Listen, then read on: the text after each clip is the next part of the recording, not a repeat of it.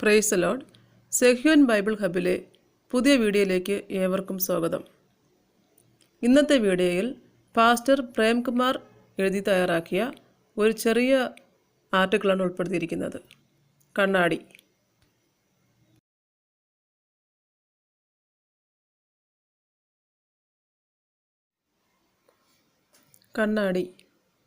കണ്ണാടി നമുക്കെല്ലാം സുപരിചിതമാണ്.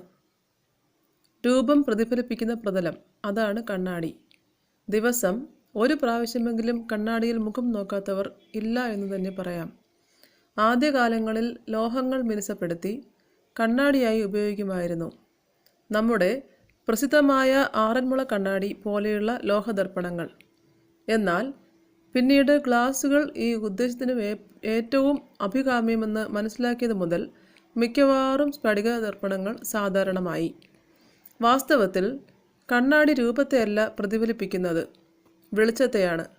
ഉദാഹരണത്തിന്, നിങ്ങൾ കുറ്റിരുട്ടിൽ നിന്നുകൊണ്ട് ഒരു കണ്ണാടിയിൽ നിങ്ങളെ കാണാൻ ശ്രമിച്ചാൽ ഒരിക്കലും നടക്കില്ല.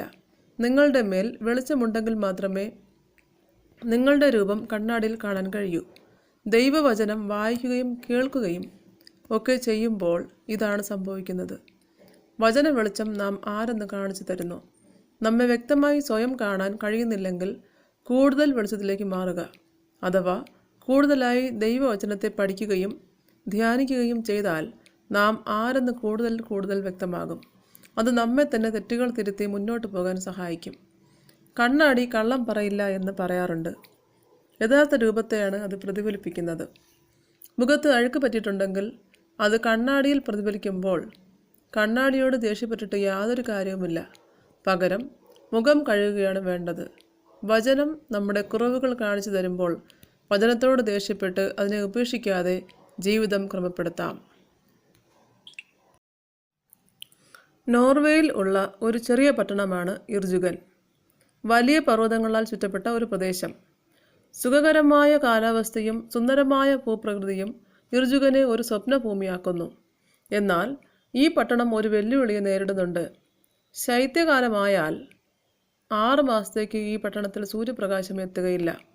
ആർക്കെങ്കിലും സൂര്യനെ കാണണമെങ്കിൽ 2 കാര്യങ്ങളാണ് ചെയ്യാൻ കഴിയുന്നത്. ഒന്നുകിൽ 6 മാസം കാത്തിരിക്കുക, അല്ലെങ്കിൽ വലിയ പർവ്വതം കയറി അതിൻ്റെ മുകളിലേക്ക് പോവുക. ഇങ്ങനെ വർഷത്തിൽ 6 മാസം സൂര്യപ്രകാശം എത്താതിരുന്ന ഈ അതിമനോഹരിയായ കൊച്ചു പട്ടണത്തെ ഈ കൂറ്റൻ ബുദ്ധിമുട്ടിൽ നിന്ന് രക്ഷിക്കാൻ അധികാരികൾ ഒരു സൂത്രം നടപ്പിലാക്കി. കൂറ്റൻ കണ്ണാടികൾ പർവ്വതമുകളിൽ സ്ഥാപിച്ച് പ്രകാശത്തെ പട്ടണത്തിൻ്റെ നടുവിലേക്ക് പ്രതിഫലിപ്പിക്കുക. ആശയം വിജയിച്ചതോടെ പട്ടണക്കാർക്ക് വർഷം മുഴുവൻ സൂര്യപ്രകാശം ലഭിച്ചു. ഇതുപോലെ ഇന്ന് നാം ജീവിതത്തിൻ്റെ ഇരുൾ മൂടിയ സ്ഥിതിയിലാണെങ്കിൽ അതിലേക്ക് വലിയൊരു പ്രകാശം ഉദിപ്പിക്കാൻ ദൈവത്തിന് ആകും. ചരിത്രത്തിൽ ദൈവം അത് ചെയ്തിട്ടുണ്ട്. ദൈവം തന്നെ മനുഷ്യനായി ഭൂമിയിലേക്ക് വന്നു. അതാണ് യേശു ക്രിസ്തു. യേശു വെളിപ്പെടുത്തി, ഞാൻ ലോകത്തിൻ്റെ വെളിച്ചമാകുന്നു. അവിടുന്ന് നമ്മുടെ ജീവിതത്തിൻ്റെ ഏത് ഇരുളിനെയും പ്രകാശിപ്പിക്കാൻ കഴിയുന്ന സത്യവെളിച്ചമാണ്.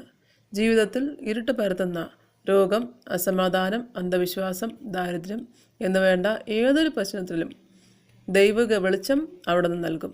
നിരാശ പൂണ്ട് ഇനി മുന്നോട്ട് ജീവിക്കാൻ കഴിയുകയില്ല എന്ന് ചിന്തിക്കരുത്. ഇതൊരു പ്രത്യാശയുടെ പെൺപുലരിയായി തീർക്കുന്ന ദൈവത്തിൽ ആശ്രയിക്കുക. ഈ വീഡിയോ എല്ലാവർക്കും അനുഗ്രഹമായി തീരട്ടെ. വീഡിയോ ഇഷ്ടമായാൽ കമൻറ്റ് ചെയ്യുക, സബ്സ്ക്രൈബ് ചെയ്യുക, ലൈക്ക് ചെയ്യുക, ഷെയർ ചെയ്യുക. ദൈവം നിങ്ങളെ എല്ലാവരെയും ധാരാളമായി അനുഗ്രഹിക്കുമാറാകട്ടെ. ആമേൻ.